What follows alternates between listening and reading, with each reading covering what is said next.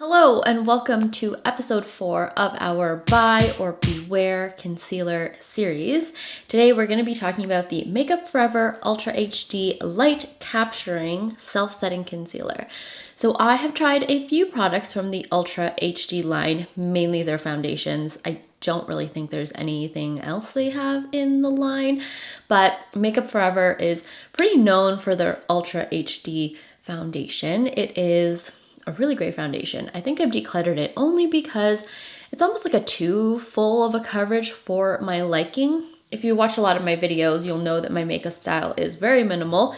So it's been a while since I gravitated towards the Ultra HD line from Makeup Forever.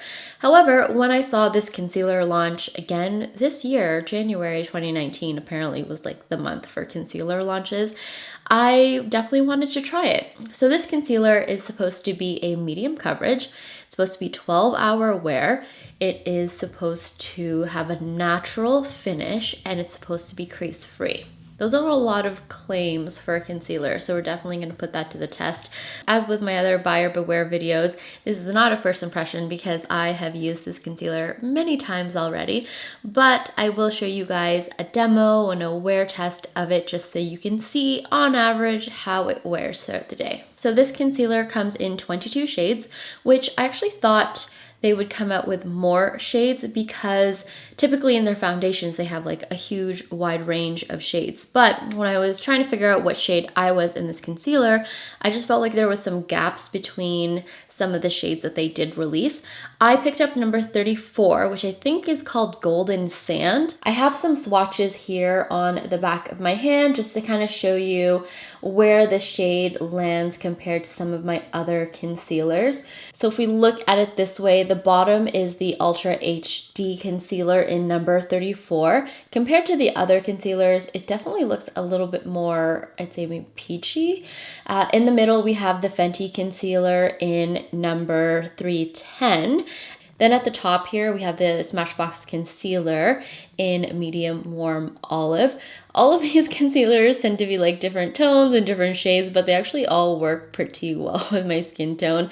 They are not super full coverage, so they just blend pretty seamlessly into the skin.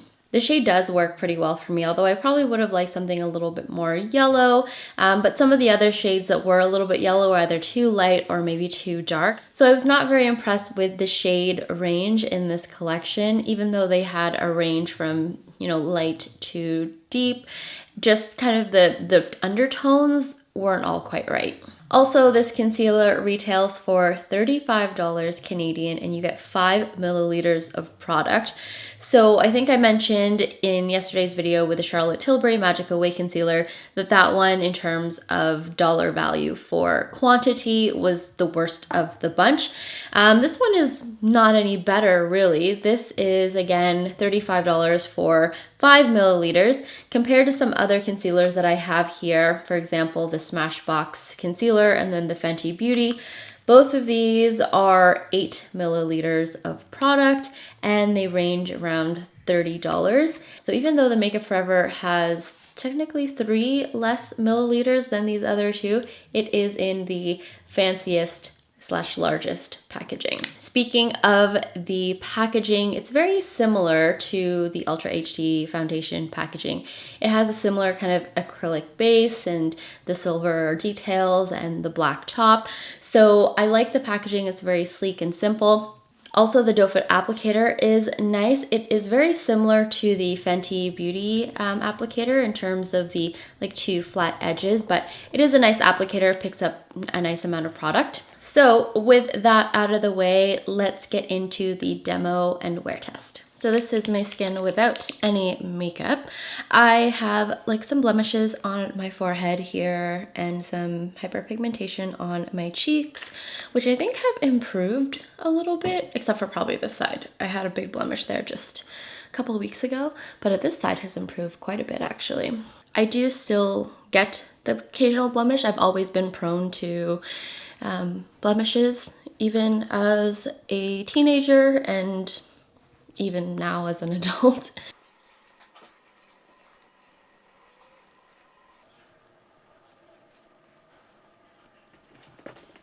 Okay, so this is my skin with the base on. It's taken down a bit of the redness, but I'm going to be applying today the Makeup Forever Ultra HD Concealer. And this is again in the shade 34. And this is supposed to be something that you don't have to powder because it says it's a self-setting concealer, but we will powder half the side anyway. So how about we powder this half today and then we'll leave this half unpowdered?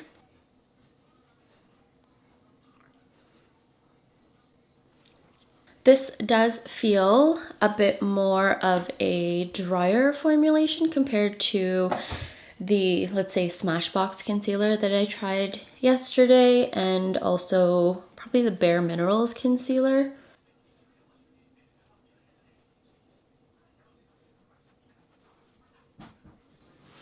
Okay, so that is a first layer of concealer. I'm gonna add a second layer.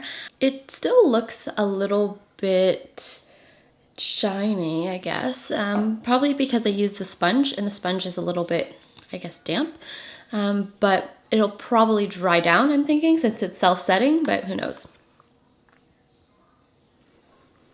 Okay, Google, what time is it? It's 7:20.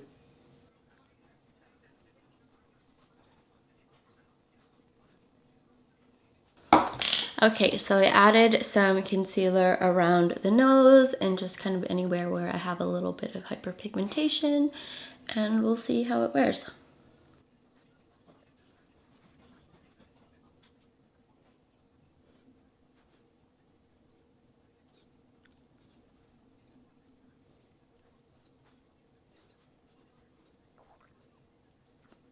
Okay, this is all the concealer blended in. I'm gonna drop the f-stop a little bit just so you can see how it looks. So this, as you can see, like where the shine is, that is the concealer. It hasn't quite set down yet, and it usually takes a few minutes for it to do that. But while we do, but anyway, I'm going to just powder this side of the face. I'm going to work today, so hopefully I don't look too crazy. And then I'm gonna finish the rest of my face.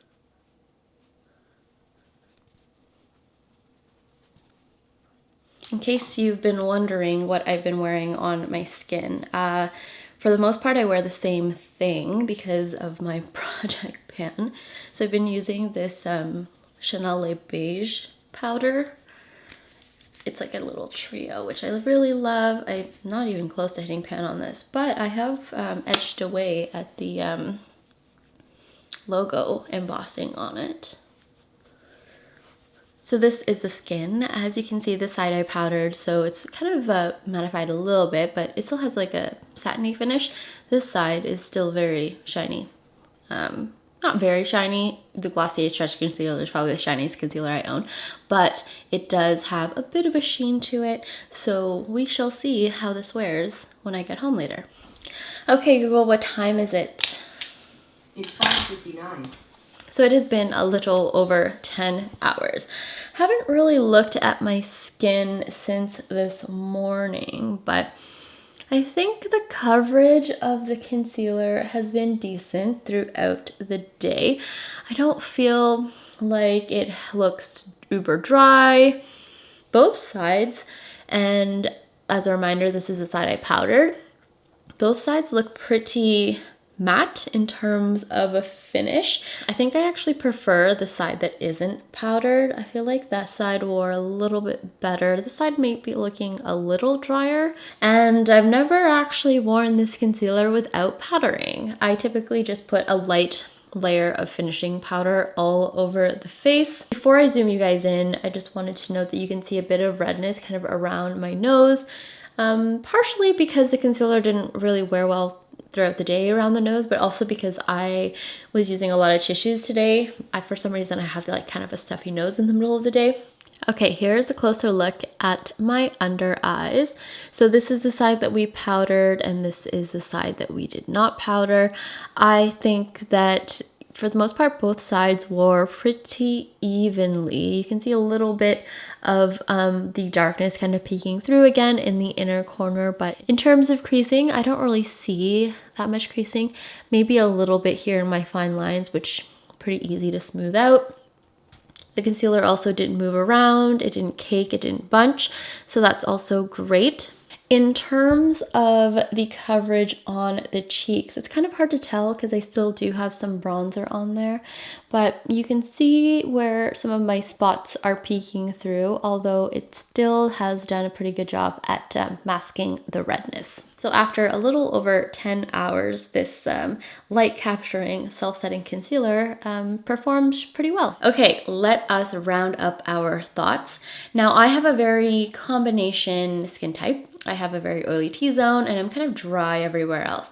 So I personally enjoyed wearing this concealer overall. So let's start with the pros. In terms of all the claims this concealer had, I agree that it is a lightweight formulation. It's a very creamy formulation. I also agree that it is a very natural finish. I also agree that you can wear it without setting. Like I said, I have kind of a combination skin tone. My under eyes are kind of normal, maybe borderline dry during this time of the year. And I found that the concealer wore pretty decently throughout the day without powdering.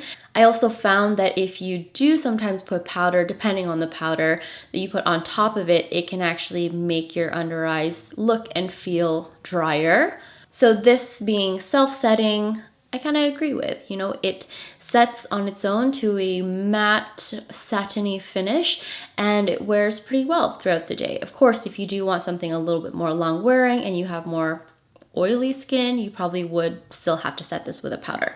I like the coverage of this overall. It claims to be a medium coverage, but I think it's more of a light coverage to a buildable medium coverage. So I don't think it's medium coverage right off the bat. I think you kind of have to do 2 layers to get that medium coverage, but it's very easy to build up. It's very easy to blend, and it does look really natural on the skin. Almost like second skin. It's hard to detect once you blend it out. So with respect to creasing, it was very minimal, which I'm glad about.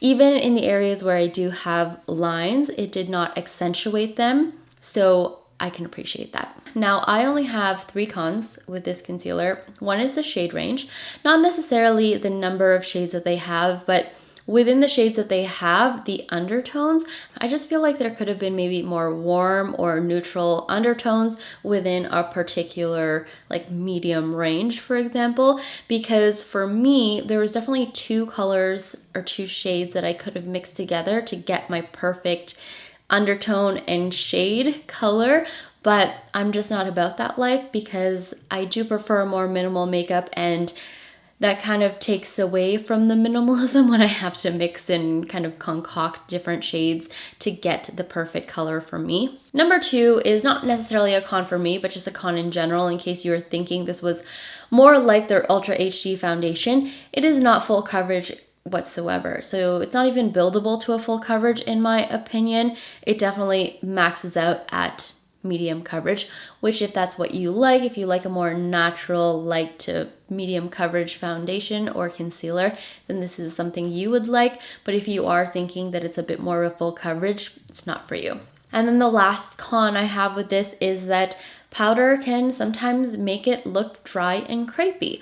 And it kind of maybe goes without saying because this concealer touts itself to be a self-setting concealer.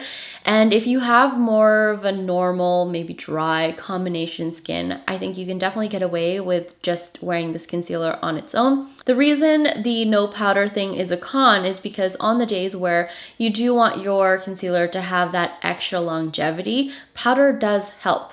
But in some instances, powder can make this look dry and cakey. So it's kind of a double-edged sword. It's like, do you want drier under eyes or do you want long-wearing concealer? So that's why it's a con. It really, again, depends on the skin type, but it's kind of a personal preference also.